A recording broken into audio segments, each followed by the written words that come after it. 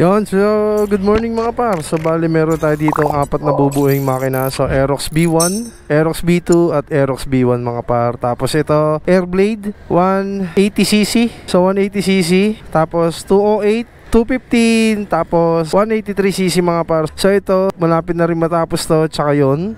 So bali sasalpak na lang tong tatlong to. So ang kinabit dito na block is RS8, RS8 na block, tapos MTRT na head, tapos G-Racing na block, tapos TSMP na head na 2124, tapos dito kakabitan to ng CRP na block, tapos CRP na internal. So papalitan yung cam nito. So ito yung Aerox B2 na gawa sa iba pala. So gagawin tong 183cc na i-reset. Ayan mga par. So bali asikasuhin na tong apat dito. So bali ito ikakasan na lang sa kaha, ikakasan na lang sa kaha, at ikakasan na lang sa kaso. So ito kakalasin muna to mga par. Let's go. Yes, so buo na yung Airblade mga par. So battery na lang hinihintay nito dahil wala, hindi na kinakaya ng battery dahil stuck yung battery mga par. So nandito si Erwin. Ayan o, nagpa-PMS dito mga par. Ang taksil ng bayan. Yon, so may biyahe sila ng Pagudpod, sila Erwin, ayan, si Bossing.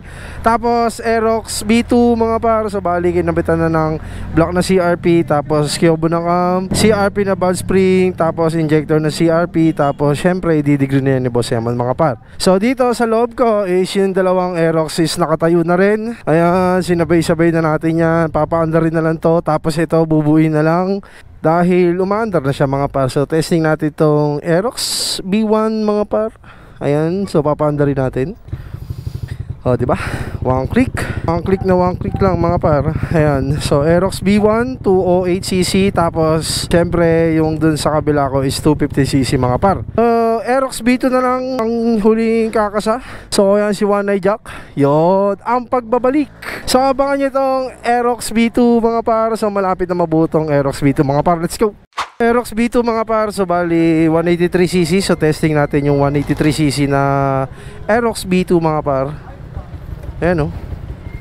So one click lang yung Aerox B2 mga par. So all goods na tong Aerox B2 na CRP na block, tapos CRP internal, siyempre Kyobo cam. Ayan o.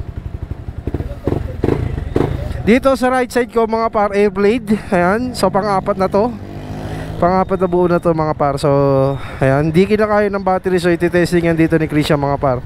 Ayan si Bumpy.